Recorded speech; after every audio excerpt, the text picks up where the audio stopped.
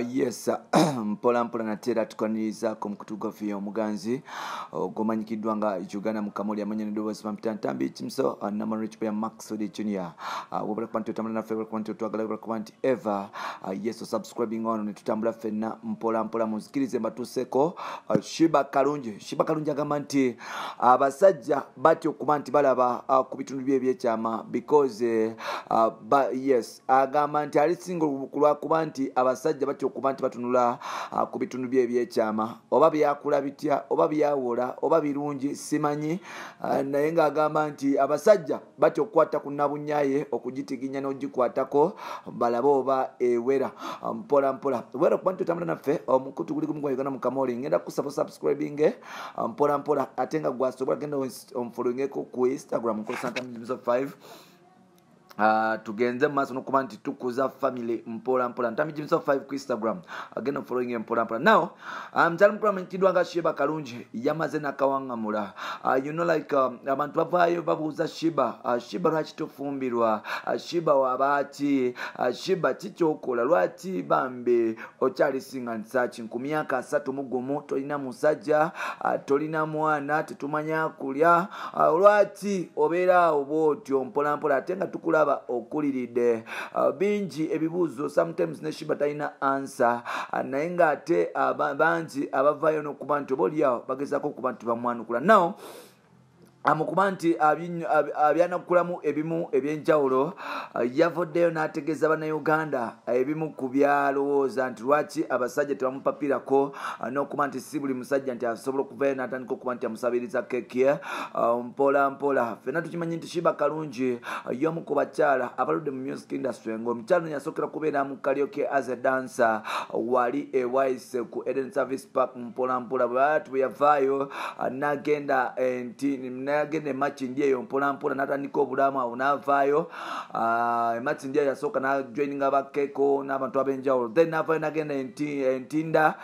ku meeting asinalera ssanyu mpola mpola ne bakitambuza nga ne keko wali awo keko natandika okuba nti anyiga mpola mpola ne baawukana awo n'afunayo ninalozi nga etaliwe batambula bonna era naye ne baawukana olw'ensonga ezimu oba endala era nga obaoliawo Shiba yagenda mu maaso n'okuba nti ateekebwako ekintu nti omukyalo ono lesbian omukyalo ono nti musiyazi tayagala abasajja wabula ayagala bakyala bane kumbe ng'ate tulina insider information gye tufuna nti bambi omukyalo oyo naagabirako ddala era ng'alina abantu bawaako mpola mpola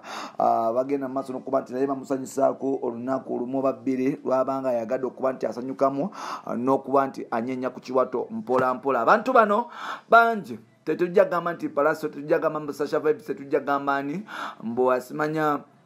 afufa president n'abasigaddewo naye abantu abazibayambako Shiba okuba nti afuna kusanyo be bangi era nga obaoliawo yes batasobola kuba nti atugamba nawo Shiba yabavulire bamubuuza ku comment show nga bamubuuza nti waye mukwano lwaki olowooza oli single and still abasajja abalinamu ku majja tebasobola kuvaayo ne baba nti bakutegula kubanga ffenna tukimanyi nti abayimbi abakyala ab'e Kampala tebanonya just it is money nti agenda mu kuyimba nga alina yakufuna sente mpola mpola sono lwekyo twafudde ne tubuuza Shiba ne tugamba nti Shiba oli mukyala mulungi oli mukyala mubalagavu buli kimu okirina figa yeeyo akazigo keeko otunnyo twetwo bebi ebiyisa ebyo byebyo birikkiriya kwogatta ne figa wakula n'owola wansi awo naye nga wagwani ng'okyali sing and searching kiki eyo nene ngazi oba just Shiba nagamba nti tebasobola kuba nti batunula ku bitundu bye byakyama abasajja abasinga obungi bwe batunulako bamutya tebasobola kuvaayo ne batandika kuba nti bamusabiriza nti Shiba mpa ku keke Shiba agamba nti ekisooka she's an independent woman era abantu abasinga bakimanyi nti Shiba akola sente bulungi nnyo alinamu akasente yes era si kyangu kuva eri musajja kuva eri kutandika kumupapirako munnamu obusente njagala kulya nedda Shiba agambye nti ebyo byonna babikola babikola omukyala atalina mukasente naye nga ye independent woman alinamu akasente talina nsonga lwaki omusajja ajja kuva eri amupapirako Shiba agamba nti abasajja bamuwa nnyo ekitiibwa because of that she's an independent woman she's also working so hard okuba nti akyusa obulamu bw'abantu mu Uganda mpola mpola now era Shiba yageze maaso n'agamba nti ye focus ye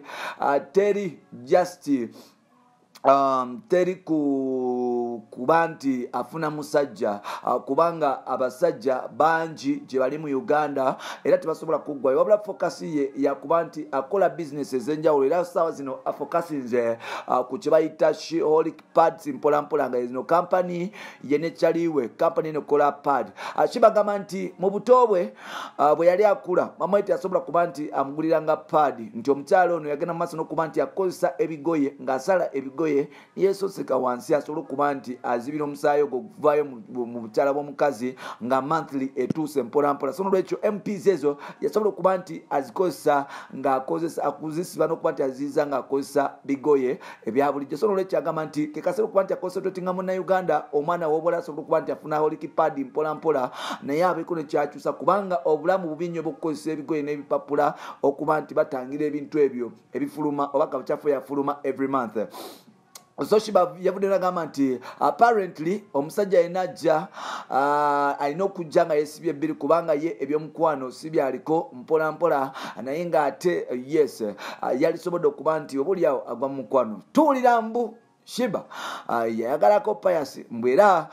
yali kyaliwe ttanu w'enfanfe nga babulya bonna basula bonna oboolyawo Pius yamumenya omutima ekintu ekyagenda mu maaso n'okuba nti ekimukwatako nnyo nekimulumiriza omutima era nga yagenda mu maaso n'okuba nti oboolyawo ebyabasajja abyesonyiwira ddala naye ng'ate bambi ebimu bagamba nti bawaayira ebimu bagamba tebawaayira kati nja kutwala obudde bwange mbuzeeko Pius mubuuze nti wayi Palaso Shiba wakwatamu oba nedda bw'alimbuulira nti yakwatamu alimbuulira bw'aligaana okumbulira n'ansekerera nga batera okunsekerera bulijjo nga era kyo nkivaako ate munnange n'amufiirako obufiizi okumbuulira amazima kyekiri gyali bw'ali agala okumpa then waliwo n'amawulire agabadde gagamba nti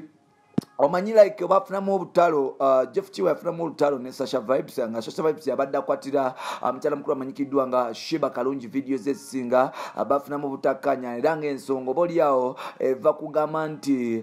yes ensonga ziva ku Shiba mawulire gavayo ne galaga nga